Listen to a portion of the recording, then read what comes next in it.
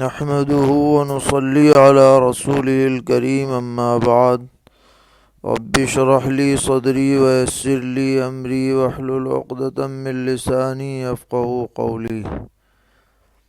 دینی رہنمائی کی مجلس نمبر 202 میں سبھی سامعین کی خدمت میں السلام علیکم ورحمۃ اللہ وبرکاتہ عرض ہے۔ آج کی مجلس کا پہلا سوال یہ ہے کہ کیا کوئی ایسی حدیث ہے کہ جو شخص کسی کی غیبت کرتا ہے تو اس شخص کے اندر اللہ تعالیٰ وہی برائی پیدا فرما دیتے ہیں جو اس نے برائی کی ہے؟ جواباً عرض ہے کہ اس مضمون کی بعینی الفاظ کے ساتھ تو کوئی روایت ہماری نظر سے نہیں گزری، البتہ ترمذی شریف میں ایک ضعیف روایت ہے کہ نبی اکرم صلی اللہ تعالی علیہ وسلم نے ارشاد فرمایا کہ جو شخص کوئی گناہ کر کے اس سے توبہ کر لے اور پھر کوئی دوسرا شخص اسی گناہ پر اسے عار دلائے، جس نے توبہ کر لی ہے اس کو عار دلائے، تو یہ عار دلانے والا اس وقت تک نہیں مرے گا جب تک کہ وہ اس گناہ میں مبتلا نہ ہو جائے۔ تو اس روایت سے یہ بات مفہوم ہوتی ہے۔ اسی طرح بعض روایات میں نبی اکرم علیہ الصلاۃ والسلام نے فرمایا کہ اپنے بھائی کی کسی بیماری وغیرہ پر خوشی کا اظہار مت کرو، اس لیے کہ ممکن ہے کہ اللہ تعالیٰ اسے تو اس بیماری سے شفا دے دے، نجات دے دے، اور تمہیں اس میں مبتلا کر دے۔ لہذا بہرحال ہر مسلمان کو اس طرح کی طعنہ زنی سے اور غیبت سے، بہتان سے بہرحال بچنا چاہیے اور ایسی باتوں میں نہیں پڑنا چاہیے۔ سوال کر رہے ہیں کہ درج ذیل دعاؤں کے بارے میں تحقیق مطلوب ہے کہ پہلے عشرے کی دعا ہے رب اغفر وارحم وانت خیر الراحمین، اور دوسرے عشرے کی ہے استغفر اللہ ربی من کل ذنب واتوب الیہ، اور تیسرے عشرے کی اللہم انک عفو تحب العفو فاعف عنا۔ انہیں پڑھ سکتے ہیں یا نہیں؟ جواباً عرض ہے کہ اپنے معنی کے اعتبار سے تینوں کلمات صحیح اور درست ہیں اور ان کو پڑھا جا سکتا ہے، بلکہ پڑھنا چاہیے، لیکن ان کی تعیین کے پہلے عشرے میں یہ اور دوسرے میں یہ اور تیسرے میں یہ، اس طرح کی تعیین کسی روایت سے ثابت نہیں ہے، بلکہ رمضان کے کسی بھی حصے میں کوئی بھی دعا پڑھ سکتے ہیں یا مانگ سکتے ہیں، اور رمضان کی بھی خصوصیت نہیں ہے، جب چاہیں یہ کلمات دعائیہ آدمی پڑھ سکتا ہے، اور یہ سمجھنا کہ کسی حدیث میں ان کی تعیین ہے کسی عشرے کے ساتھ، یہ صحیح نہیں۔ سوال کر رہے ہیں کہ معارف مثنوی اور علامہ رومی رحمۃ اللہ علیہ کے بارے میں علماء دیوبند کی کیا رائے ہے؟ مثنوی کو پڑھنا چاہیے یا نہیں؟ جواباً عرض ہے کہ مولانا جلال الدین رومی ایک بڑے مصلح صاحب حکمت صوفی بزرگ تھے، اور ان کی مثنوی بہت سی اصلاحی اور اخلاقی باتوں پر مشتمل ہے۔ حکیم الامت حضرت مولانا اشرف علی تھانوی رحمۃ اللہ علیہ نے مثنوی کی طویل اور مبسوط شرح لکھی ہے اردو کے اندر، اور اس میں جو درج شدہ حکایات و واقعات اور تمثیلات ہیں وہ محض اصلاحی ہیں، کوئی حدیث کی حیثیت سے انہیں بیان نہیں کیا گیا ہے، بلکہ اصلاح کو پیش نظر رکھا گیا ہے۔ اس لیے مثنوی پڑھنا، مثنوی سے فائدہ اٹھانا، اس میں شرعاً کوئی حرج نہیں ہے۔ سوال کرتے ہیں کہ کیا یہ حدیث صحیح ہے کہ من اعتکف عشرا فی رمضان کان کحجتین و عمرتین؟ کہ جو شخص رمضان کے آخری عشرے کا اعتکاف کرے اسے 2 حج 2 عمرے کا ثواب ملے گا۔ اس کو تنبیہات نامی کتاب میں موضوع لکھا ہے، لیکن کتاب المسائل میں مسائل اعتکاف میں اس کو نقل کیا گیا ہے۔ تو جواباً عرض ہے کہ کتاب المسائل کی ترتیب کے وقت الترغیب و ترہیب کے حوالے سے یہ روایت بھی نقل کر دی گئی تھی، اور اس وقت اس کے بارے میں زیادہ تحقیق نہیں کی گئی، صرف ضعیف دیکھ کر کے ضعیف روایتیں فضائل میں مقبول ہوتی ہیں، اس لیے اسے نقل کر دیا گیا۔ لیکن بعد میں معلوم ہوا کہ یہ روایت صرف ضعیف ہی نہیں ہے، بلکہ بعض حضرات نے اس کو موضوع تک قرار دے دیا ہے، اور اس میں محمد ابن زازان نامی راوی انتہائی مجروح ہے، اور دوسری سند میں عنبسہ ابن عبد الرحمن نام کا راوی بھی انتہائی قابل جرح ہے۔ اس لیے انشاءاللہ آئندہ نظر ثانی کرتے وقت اس روایت کو کتاب المسائل سے حذف کر دیا جائے گا۔ جزاکم اللہ تعالی احسن الجزا۔ توجہ دلانے پر شکریہ۔ سوال کر رہے ہیں، جس بستی میں گشت والا عمل ہوتا ہے تو اللہ تعالیٰ اس بستی پر سے آنے والے عذاب کو گشت کی برکت سے روک دیتے ہیں، اور گشت کرنے والوں کے لیے خدا کی ساری مخلوق دعائے مغفرت کرتی ہے، اور گشت کی برکت سے اگر قبر والوں پر عذاب ہو رہا ہو تو عذاب بھی اللہ تعالی ہٹا دیتے ہیں۔ جماعت و تبلیغ میں رائج مذکورہ بالا فقروں کی وضاحت ما حوالہ مطلوب ہے۔ جواباً عرض ہے کہ بے شک لوگوں کو خیر کی طرف بلانا، نماز کی طرف بلانا، دین کی طرف بلانا اچھا عمل ہے، اس میں کوئی دو رائے نہیں، لیکن کسی بھی عمل پر کیا ثواب ملتا ہے اور اس کے کیا اثرات مرتب ہوتے ہیں معنوی اعتبار سے،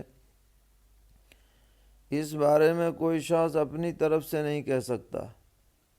اس کے لیے مخبر صادق صلی اللہ تعالی علیہ وسلم سے نقل صحیح ضروری ہے، اور اس طرح کی کوئی بات ہماری نظر میں گشت کے عمل کے سلسلے میں منقول نہیں ہے کہ اس سے ساری مخلوق اس کے لیے دعائے مغفرت کرتی ہو اور عذاب ہٹا لیا جاتا ہو اور قبر سے عذاب مرتفع کر دیا جاتا ہو۔ ایسی بے سند باتیں بیان نہیں کرنی چاہیے، جو صحیح باتیں ہیں بس انہی کو بیان کرنا چاہیے۔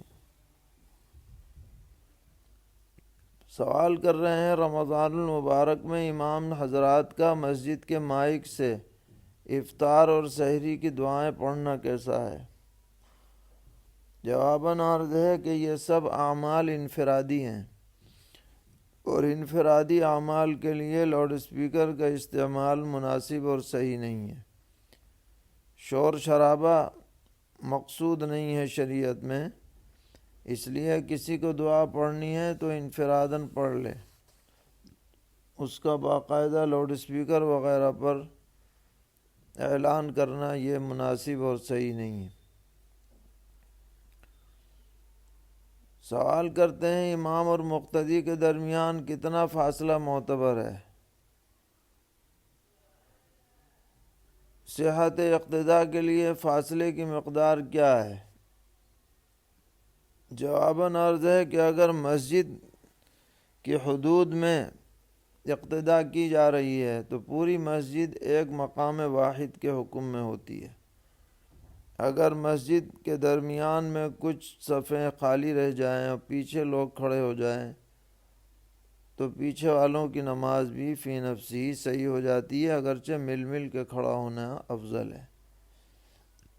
لیکن اگر مکان میں نہ جماعت ہو رہی ہے یا میدان میں ہو رہی ہے تو اتنا فاصلہ نہیں ہونا چاہیے کہ بیچ میں کوئی گاڑی وغیرہ رکشہ وغیرہ گزر سکے، اتنا فاصلہ نہیں ہونا چاہیے، گویا 1.5-2 صف سے زیادہ کا فصل نہ ہو۔ اگر زیادہ فصل ہو جائے گا تو اقتدا صحیح نہیں ہوگی۔ سوال ہے کہ ایک صاحب کو مدینہ منورہ میں عصر کے بعد ریاض الجنہ میں جانے کا وقت ملا ہے، تو وہ اس دوران کیا کریں؟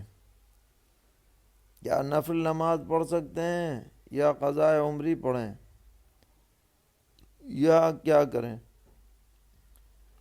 جواباً عرض ہے کہ اس وقت میں ذکر اذکار تلاوت میں مشغول رہیں، نوافل نہ پڑھیں۔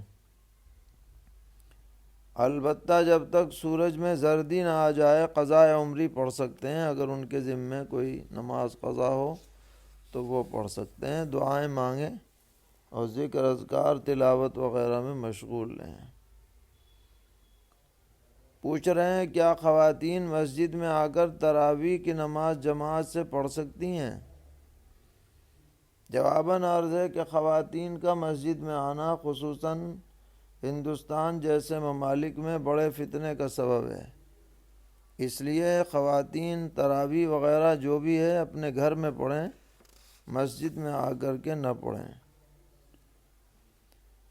سوال ہے کہ مسجد سے کچھ فاصلے پر مسجد سے ملے ہوئے گھر میں اگر وائر لگا کر خواتین امام کی اقتداء کریں تو کیا یہ نماز صحیح ہو جائے گی؟ اسی طرح اگر مسجد سے متصل حصے میں بغیر مائک کے آواز پہنچتی ہے تو اقتداء صحیح ہوگی یا نہیں؟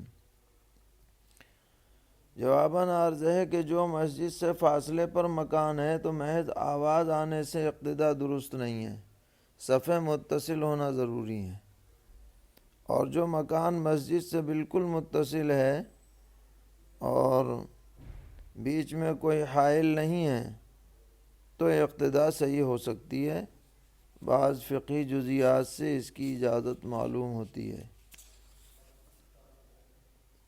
پوچھتے ہیں بعض نمازی حضرات 8-10 سال کی عمر کے چھوٹے چھوٹے بچوں کو نماز کی صفوں میں بالغوں کے ساتھ شامل کر دیتے ہیں، تو کچھ لوگ اعتراض کرتے ہیں، اور اگر ان بچوں کو یکجا کر دیا جائے یا چھوڑ دیا جائے تو وہ پیچھے شرارت اور شور شرابہ کرتے ہیں جس سے نماز میں خلل پڑتا ہے، تو کیا عمل بہتر ہے؟ جواباً عرض ہے کہ ہر صف کے دائیں بائیں کچھ کچھ بچوں کو کھڑا کر دینا چاہیے، اور اس میں شرعاً کوئی حرج نہیں ہے، اس کی گنجائش ہے۔ پوچھتے ہیں ہمارے محلے کی ایک مسجد ہے جس کی تیسری منزل کے ایک کونے میں ہم ظہر کی جماعت ثانیہ کرنا چاہتے ہیں، اطراف کی مسجد میں جماعت ہو چکی ہے، یہ جو حصہ ہے یہ حقیقتاً مسجد کا داخلی حصہ ہے لیکن عام طور پر وہاں نماز نہیں ہوتی، تو کیا ایسی صورت میں ہمارا اس جگہ پر جماعت سے نماز ادا کرنا بلا کراہت صحیح ہوگا؟ جواباً عرض ہے کہ جس مسجد میں جماعت ہو چکی ہو اس کے کسی بھی داخلی حصے میں محلے والوں کے لیے جماعت ثانیہ مکروہ ہے، خارجی حصے میں جماعت ثانیہ کر سکتے ہیں لیکن اس کا بھی معمول نہ بنائے کہ روزانہ وہاں جماعت ہونے لگے، اتفاقاً کبھی ہو جائے تو گنجائش ہے۔ سوال ہے کہ تراویح کے اندر بہت سے حضرات پیچھے بیٹھے رہتے ہیں اور جب امام صاحب رکوع میں جاتے ہیں تو وہ بھی نیت باندھ کر رکوع میں شریک ہو جاتے ہیں، بسا اوقات ایسا بھی ہوتا ہے کہ نمازیوں کے بیٹھے رہنے کی حالت میں سجدے کی آیت آ جاتی ہے، چونکہ یہ لوگ سجدے کی آیت کو نماز سے باہر سنتے ہیں، جب امام سجدے کے لیے جاتا ہے تو یہ لوگ نیت باندھ کر سجدے میں چلے جاتے ہیں، تو کیا اس طرح ان کا سجدہ ادا ہو جائے گا؟ جواباً عرض ہے کہ جب وہ امام کے ساتھ شامل ہو گئے اور انہوں نے سجدہ کر لیا تو سجدہ تو ادا ہو جائے گا، لیکن اس طرح خارج نماز بیٹھے رہنا یہ بہت نامناسب عمل ہے، اس سے نماز میں قرآن سننے کا ثواب حاصل نہیں ہوگا، اور گویا نماز کا قرآن ان کا ناقص رہ جائے گا۔ اس لیے شروع سے تراویح میں شرکت ہونی چاہیے، بیٹھے نہیں رہنا چاہیے۔ ویسے بھی یہ بات اچھی نہیں ہے کہ کچھ لوگ تو باقاعدہ عبادات میں مشغول ہوں اور کچھ لوگ پیچھے بیٹھے رہیں، یہ بالکل مناسب نہیں ہے۔ سوال کرتے ہیں کہ ہمارے یہاں گندم اور آٹا بہت مہنگا ہو چکا ہے اور بازار میں قیمت بھی ایک نہیں ہے، اسٹوروں پر بھی آٹا دستیاب نہیں ہے، تو صدقہ فطر ادا کرنے کی کیا قیمت منتخب کی جائے؟ جواباً عرض ہے کہ اوسط دیکھ لیا جائے کہ اوسط قیمت گیہوں کی کیا ہے، اسی اعتبار سے تقریباً 2.25 کلو گیہوں کی قیمت جوڑ لی جائے تو ایک صدقہ فطر کی قیمت ہوگی۔ سوال ہے کہ میری اہلیہ کے پاس تقریباً 5 لاکھ روپے کا سونا ہے، ان کے بھائی کہہ رہے ہیں کہ تم پر حج فرض ہے، کیونکہ اتنی رقم موجودہ وقت میں حج کو جانے کے لیے کافی ہے، لیکن میں ان کے ساتھ حج کو نہیں جا سکتا کیونکہ میرے پاس اتنا مال نہیں ہے، تو کیا ایسی صورت میں میری اہلیہ پر حج فرض ہے؟ جواباً عرض ہے کہ اہلیہ پر حج تو فرض ہو چکا ہے، لیکن ادائیگی اس وقت ضروری ہوگی جب شوہر یا محرم ساتھ لے جانے والا مل جائے۔ جب تک ساتھ جانے والا نہ ملے اس وقت تک ادائیگی ضروری نہیں ہے۔ اگر بالفرض موت کے وقت تک ادائیگی کے لیے ساتھ جانے والا نہ ملے تو وہ وصیت کر کے جائیں گی اپنے حج بدل کی، ان کے بعد ان کا حج بدل ان کے مال سے ادا کیا جائے گا۔ پوچھتے ہیں زکوٰۃ کا پیسہ جمع کر کے ایک فقیر عالم کو گھر بنا کر دے سکتے ہیں یا نہیں؟ جواباً عرض ہے کہ جی ہاں، اگر وہ مستحق ہیں تو گھر بنا کر زکوٰۃ کی رقم سے ان کو دے سکتے ہیں۔ پوچھتے ہیں کیا مرحوم کی طرف سے عمرہ کر سکتے ہیں یا ایک عمرے میں کئی مرحومین کو شامل کر سکتے ہیں؟ جواباً عرض ہے کہ جی ہاں، مرحوم یا زندہ کسی کی طرف سے بھی عمرہ کیا جا سکتا ہے، اور یہ بھی کیا جا سکتا ہے کہ اپنی طرف سے عمرہ کریں اور اس کا ثواب متعدد لوگوں تک پہنچا دیں۔ سوال ہے کہ ایک عورت بار بار عمرہ کرنا چاہتی ہے، اس کے بال کٹوانے کا کیا حکم ہے؟ کیا وہ ہر بال کاٹے گی؟ جواباً عرض ہے کہ جی ہاں، احرام سے باہر آنے کے لیے اسے متعینہ مقدار میں بال کاٹنا ضروری ہوگا، اور عورت کو اتنا بار بار عمرہ نہیں کرنا چاہیے کہ اس کے بال چھوٹے ہو جائیں، زیادہ مردوں کی طرح ہو جائیں، اس طرح نہیں ہونا چاہیے، وقفے سے عمرہ کریں۔ سوال ہے کہ ایک صاحب حج کو جا رہے ہیں، ان پر حج فرض نہیں ہے، اور دوسرے صاحب ان کو حج بدل کے لیے بھیج رہے ہیں۔ اگر یہ صاحب بعد میں اتنے مالدار ہو جائیں کہ ان پر حج فرض ہو جائے تو کیا ان کو دوبارہ حج کرنا پڑے گا؟ جی ہاں، اگر وہ پہلے انہوں نے اپنا حج نہیں کیا، حج بدل کے لیے گئے ہیں، تو اپنا حج جب فرض ہوگا تو اپنا ادا کرنا پڑے گا۔ سوال ہے ہماری ایک جائیداد ہے، ہم نے اس کو کرائے پر اٹھا رکھا ہے اور کرایہ دار نے ایڈوانس کے طور پر 5 لاکھ روپے ہمیں دیے ہیں، کیا یہ رقم ہماری ملکیت ہے یا امانت ہے؟ اس کو ہم اپنی مرضی کے مطابق استعمال کر سکتے ہیں یا نہیں؟ جواباً عرض ہے کہ یہ رقم حقیقتاً تو امانت ہے، لیکن موجودہ دور میں یہ بطور قرض دی جاتی ہے، عرف یہی ہے، اس لیے اسے استعمال کرنے کی گنجائش ہے، اور یہ ضمان میں آ جاتی ہے قرض کی وجہ سے، یعنی اگر ضائع ہو جائے گی تو اس کا ادا کرنا پڑے گا۔ پوچھتے ہیں کیا شوہر اپنی بیوی کو گردہ دے سکتا ہے؟ کسی بھی آدمی کے لیے اپنے اعضاء کو دینا دوسرے کے لیے درست نہیں ہے، اس سے اجتناب کرنا چاہیے۔ سوال کرتے ہیں، میرے دادا کی حیات میں ایک زمین خریدی گئی، دادا نے اپنی زندگی ہی میں کہہ دیا تھا کہ یہ زمین بیٹوں کے لیے ہے۔ اس وقت کسی بیٹی نے بھی اپنا حصہ نہیں مانگا۔ دادا کے انتقال کے بعد بیٹیاں ترکہ مانگ رہی ہیں، تو کیا ایسی صورت میں بیٹیوں کو ترکہ ملے گا؟ جواباً عرض ہے کہ اگر دادا نے صرف زبانی کہا تھا لیکن زندگی میں سب بیٹوں کو الگ الگ کر کے قابض و دخیل نہیں بنایا تو یہ جائیداد تمام وارثین میں تقسیم ہوگی، بیٹیوں کو بھی ان کا حصہ دیا جائے گا۔ سوال ہے کہ میت کے انتقال کے وقت وارثین کا جس جائیداد پر قبضہ تھا، ایسے دوسرے وارثین جن کا قبضہ نہیں تھا، ان کا زبانی طور پر اتنا کہنا کہ آپ اس جائیداد کے مالک ہیں، یہ کافی ہوگا یا نہیں؟ یا ہر ایک وارثین کا حصہ الگ کر دیا جائے؟ جواباً عرض ہے کہ زبانی طور پر کہنا کافی نہیں ہے، قبضہ اور دخل دینا ضروری ہے، اور بہتر یہ ہے کہ مصولہ شکل میں سبھی وارثین اپنی رضامندی سے حسب حصت شرعیہ اثر نو تقسیم کر لیں تاکہ کسی کی حق تلفی نہ ہو۔